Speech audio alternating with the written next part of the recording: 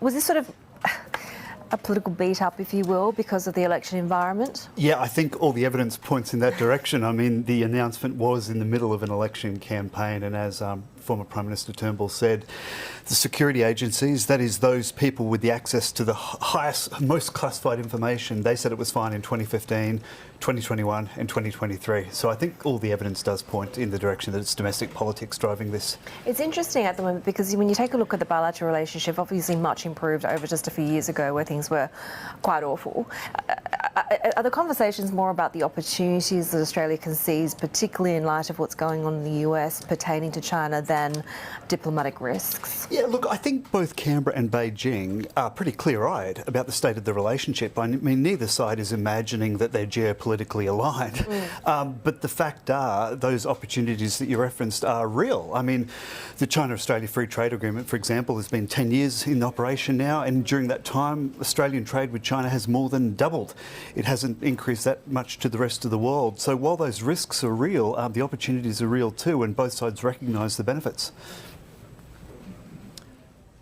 And benefits that are also really boosted by the fact that they sort of need each other now with a more unstable sort of changing stance from Washington as well.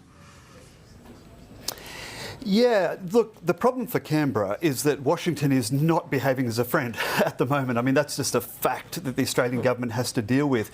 I mentioned the China-Australia Free Trade Agreement before. Our exports to China now face an average tariff of just 1.1%, where the tariff wall erected by the Trump administration against Australian exports is nearly 10 times that. And of course, our volumes of trade with China are nearly 10 times that of trade with the United States. So, look, when you combine those economic fundamentals and the policy stances in Washington and Beijing, it's pretty hard for Australia to walk away from a constructive relationship with China. So is this a miscalculation then, make the Port of Darwin an issue now?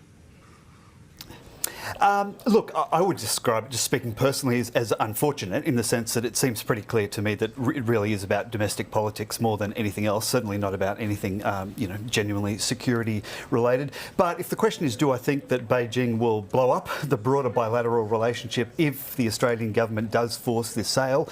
No, I don't think Beijing will.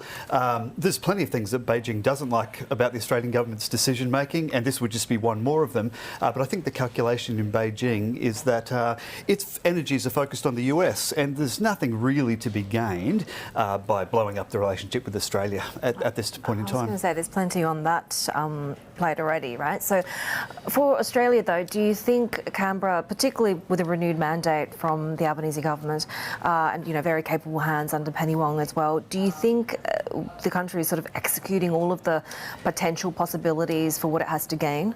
Yeah, look, I think the Albanese government's doing pretty well. As I said before, it's clear-eyed. It's not walking away from the security alliance with the United States and so on, but it recognises all those opportunities are there, and they're being delivered upon, not just in terms of our exports, but in terms of our imports as well. We know the US, for example, has banned Chinese electric vehicles, but if you walk around Sydney streets, you'll see Chinese electric vehicles everywhere, and that's because the Australian government values that price, that quality offering that China's offering. What are the other sort of sectors? The brain drain could be one of them, particularly with the clampdown on Chinese visas. Rare earths, potentially also an opportunity here? Yeah, all of those. I mean, rare earths is certainly an opportunity, but for Australia to seize on that, it requires countries like the United States, like Japan, like Korea to actually demand our output. We're always upstream in the supply chain. And the reality is that 98% of Australia's lithium exports, for example, go to China at the moment. That's not because we love China, it's because that's where the demand is coming from. So there's economic realities that Australian businesses and Canberra just have to accept. James, always great to chat with you. James Laurenceson, who's a director at the Australia-China Relations Institute. We do have much more on Australia Ahead every Tuesday. That's at 10:40am if you're watching here in Sydney, 8:40am if you're joining us out of Hong Kong. You can also tune into our Bloomberg Australia podcast, which delves into the biggest stories shaping the country's role in global business. You can find that on Apple, Spotify or Bloomberg.com.